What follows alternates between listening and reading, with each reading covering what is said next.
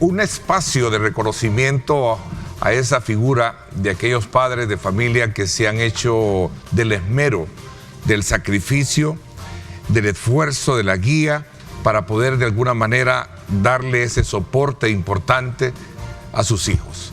Sabemos que en la sociedad tenemos de todo tipo de padre, ¿verdad? Algunos más que otros esforzados en formar ese apoyo moral en el crecimiento de los niños, del adolescente, hasta llegar a ser todo un hombre. Sus palabras obligan a referirse a los padres ausentes como a los no presentes. Omar Pastor. Sí. No puedo pasar por alto y entonces referirnos a la memoria que tenemos de esos grandes padres que nos formaron y nos obligaron a ser preocupantes de el hacer ciudadano. Así que en el espíritu, porque en el programa no se puede, guardamos un minuto de silencio en la memoria de los padres que ya partieron de este mundo. Adelantaron. En efecto, me sumo a ese buen recuerdo de tu querido padre que compartió en más de muchas oportunidades este set. Es más, cuando en las redes sociales me trae el recuerdo de fotografías, siempre en algunas aparece y te las hago llegar, ¿verdad? Y vaya el reconocimiento también para tu querido padre, que lo recibes este día, ¿no? Sí, pues muchas gracias en nombre de toda la familia. Y yo sé que mi papá desde el cielo nos cuida, está siempre pendiente de nosotros, y yo estoy de verdad muy orgullosa de haber tenido un padre como él. Realmente me demostró, yo lo voy a repetir constantemente, que él me demostró que se puede ser funcionario y ser prófugo a la vez. Es una lección de vida que me dio, aparte de todos los valores. Así que yo lo recuerdo de verdad con muchísimo orgullo, no con tristeza, sí con tristeza, pero sola, sí con muchísimo orgullo en este día. Creo que el Día del Padre es el Día del Padre, que sea un acto de reflexión para aquellos que no han ejercido bien su papel, pero también para méritos para quienes de alguna manera nos esforzamos por sacar adelante a todos nuestros hijos. Bueno, y entendería que a tu persona en particular, Juan, no solo te corresponde ejercer ese papel de padre con tus hijos, padre sino adoptivo sino como catedrático universitario. Es correcto. Que juegan el segundo, creo, si no me equivoco, el papel importante después del padre. La escuela es el segundo hogar. Claro, es importante, y yo lo tomo en cuenta, y quizás ese rol más complicado, porque uno tiene que relacionarse con jóvenes, en mi caso, que tienen situaciones a veces muy problemáticas y que tienden a confiar en uno para generar ese papel. Así que agradezco también a todos aquellos jóvenes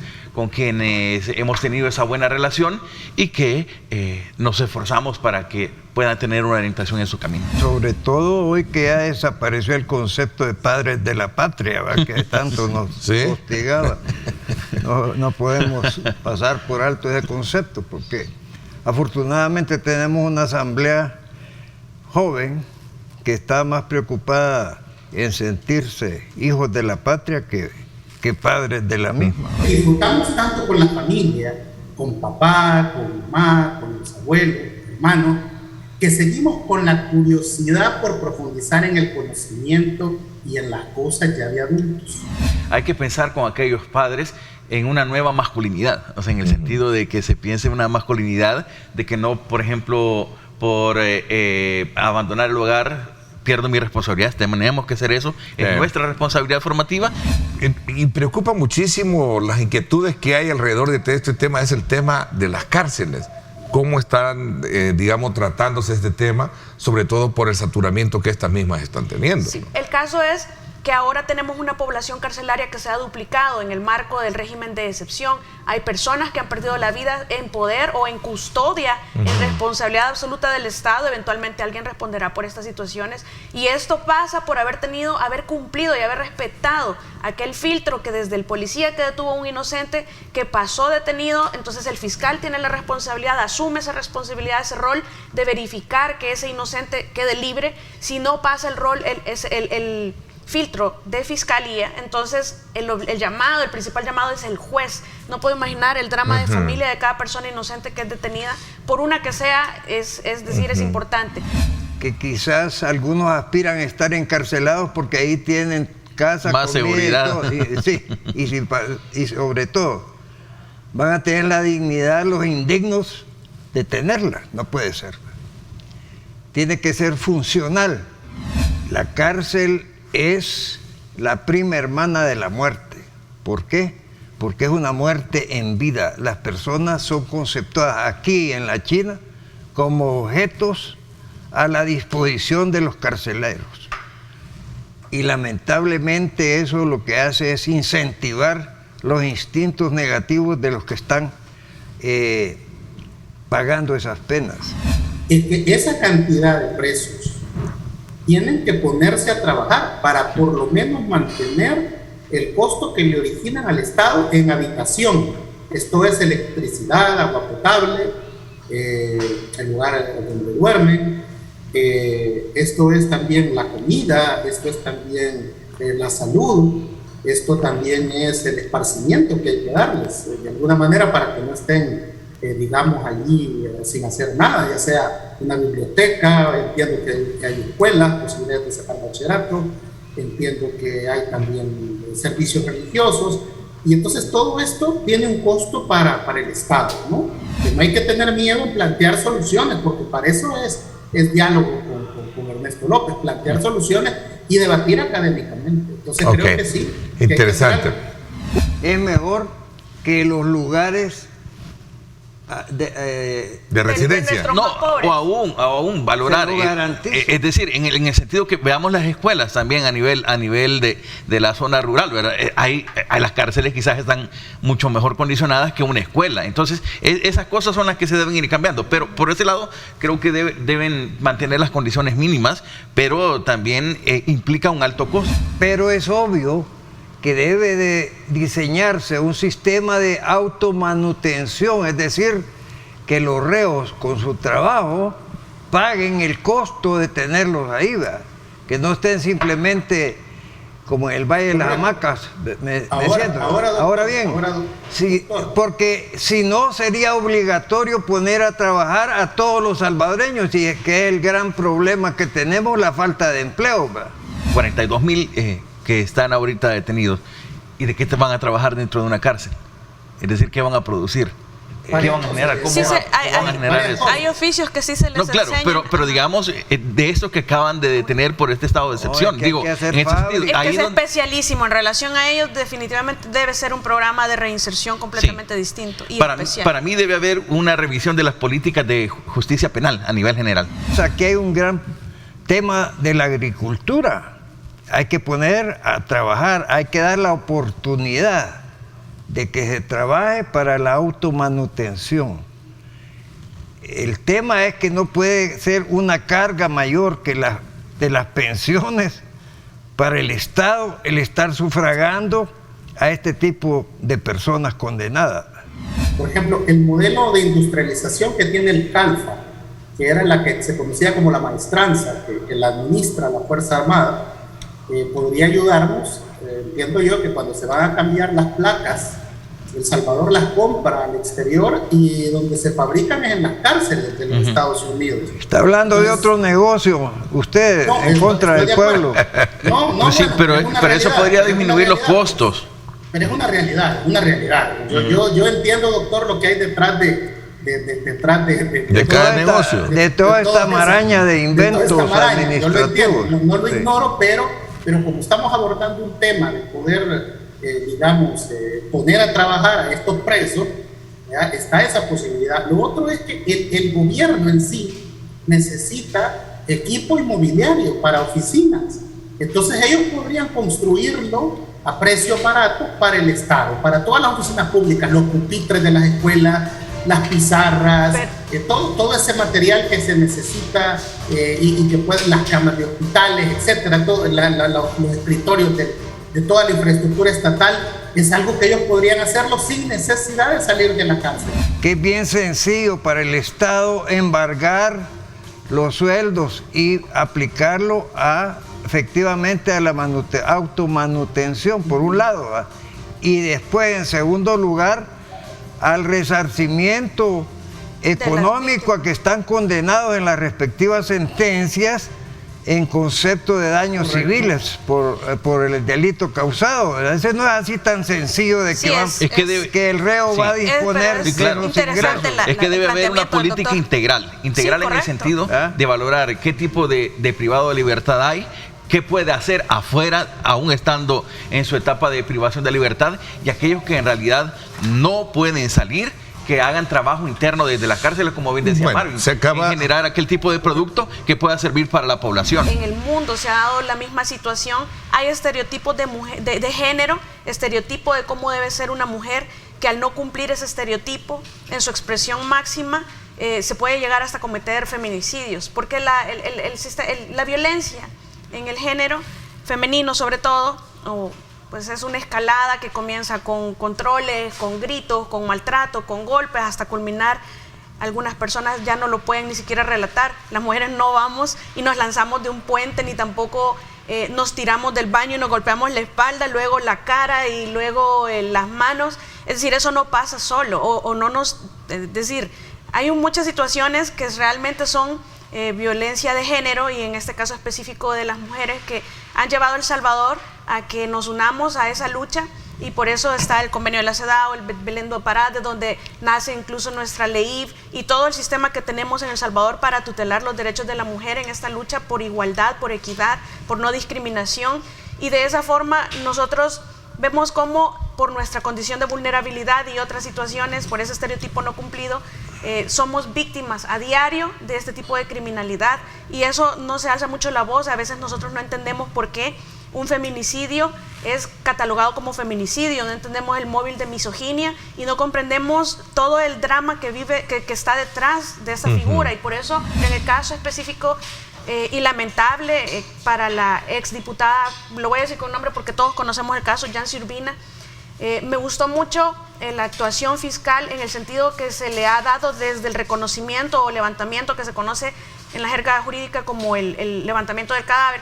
Se le dio un enfoque de género, es decir, ya se entra con la creencia que cuando es mujer, aunque no todos los asesinatos de mujeres son feminicidios, pero sí se debe trabajar bajo esa perspectiva de género, bajo el enfoque transversal, en el sentido que se debe presumir que muy probablemente hay esa situación de condición de vulnerabilidad por no cumplir un estereotipo, y sí se determinó que habían situaciones como no calzaban, dijo el fiscal general el día de ayer, en la retórica o en la narrativa que había especificado su pariente, que fue detenido después, que decía que había sido un accidente. Entonces habían golpes que luego el forense en el examen de medicina legal concluyó, o por lo menos sirvió de insumo para que la fiscalía, junto a otros elementos, determinara que con probabilidad sí se había cometido un feminicidio y que sí con probabilidad había sido esta persona la responsable, y eso es lo que nos lleva otra vez a traer este tema a la mesa.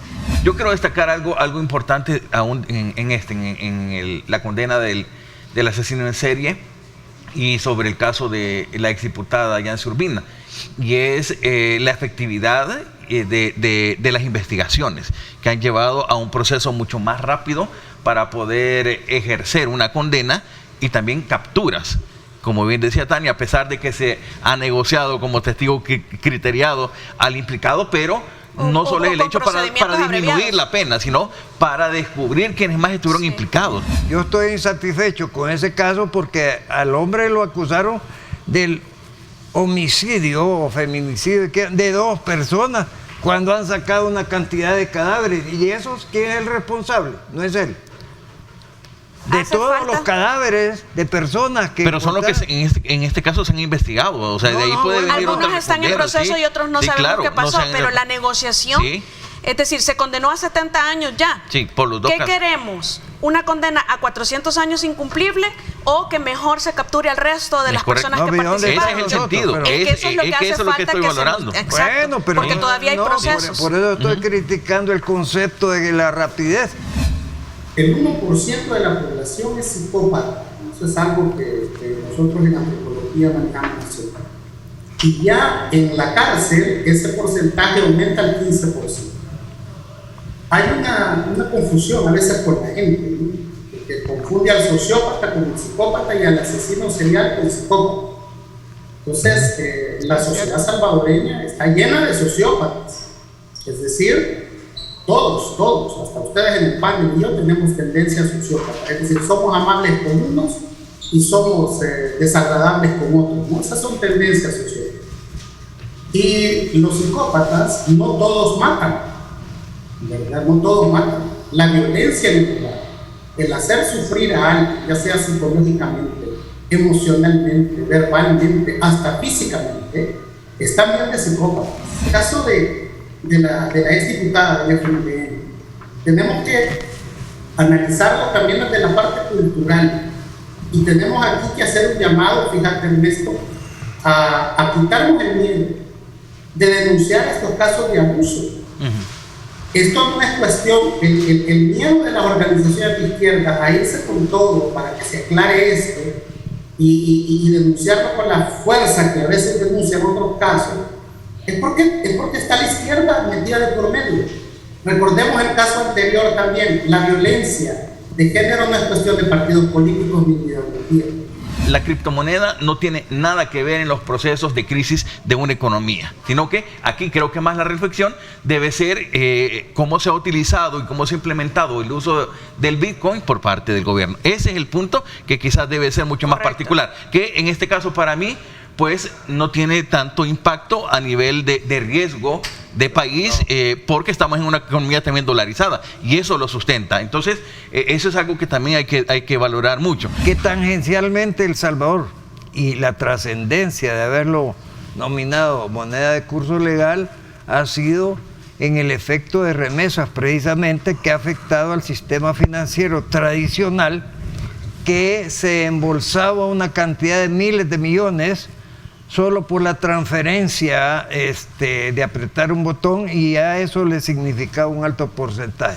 Dicho sea de paso, son los mismos agresores del mundo que ahora van a elevar los intereses de los créditos y que van a causar una inflación de primer orden, ¿verdad? Cuando hablamos de Bitcoin, a mí sí me parece que la inversión pública no debería tener lugar en relación a este tema, porque estamos hablando de fondos públicos que mes a mes está programada su ejecución. Y ese es el tema que se debe discutir. Y no debemos comprometer estos fondos, por ínfimos que sean, pueden ser utilizados mejor en otras áreas. Ahí sí definitivamente, quizás en ese aspecto yo debo decirlo, que lo creo realmente, que por ínfimo que sea, como dice Juan, que porque lo comparemos con lo defraudado en otros años es miserable. Sin embargo, definitivamente en un presupuesto que no está completamente financiado, que se ejecuta su planificación mes con mes, no deberían comprometerse fondos públicos en algo tan volátil como lo es el Bitcoin, y precisamente por esa razón. Sí, una de las características que valoro dentro de este año en que se ha implementado el Bitcoin en el país es que sigue siendo de uso libre y no obligatorio, en el sentido de que se ha desmitificado aquello de que no, que es obligatorio solo porque es de curso legal. Es correcto. Perfecta, por ser de curso legal me da la oportunidad que yo pueda utilizarlo o no. Sí, porque lo han satanizado a nivel internacional. Es correcto. Y también no aquello de que no es que a mí me van a pagar en Bitcoin y ¿cómo se va? A menos que no se acuerde. Es correcto. Esa medida se ha desmitificado de que es una opción, que es opcional. Marvin, el uso. Ya está Marvin. No se le olvide que aquí hay 4 fuentes evidentes de creación de leyendas negras. De desinformación, de papel, doctor. sí, de papel, por cierto, ¿verdad? Correcto. Entiéndase lo que quiero decir. En tal manera de que esas leyendas negras, afortunadamente, ya no asustan a nadie. Entonces, ¿qué es lo que estamos viendo? Ahorita lo que estamos viendo es el pleito por quién controla la moneda mundial. Y por eso el Bitcoin está en la baja, porque hay una guerra, ¿verdad?, del dólar, que no quiere perder la supremacía y está tratando de quebrarse a las criptomonedas. Entonces veremos al final que Rusia, cuando les ha dicho o me pagan el gas o el petróleo en rublos o no les vendo, ha roto aquel acuerdo de Bretton Woods, que así se le conoce, ya de 1942-43, donde se acordó que la moneda del mundo iba a ser el dólar, ¿verdad? Y que hoy pues está rompiendo ese acuerdo de Bretton Woods. Ya lo rompió Rusia, lo va a romper China, entonces las criptomonedas lo están rompiendo. Entonces de alguna manera lo que estamos viendo es esa guerra por quién, porque acuérdense, quien controla el dinero controla todo.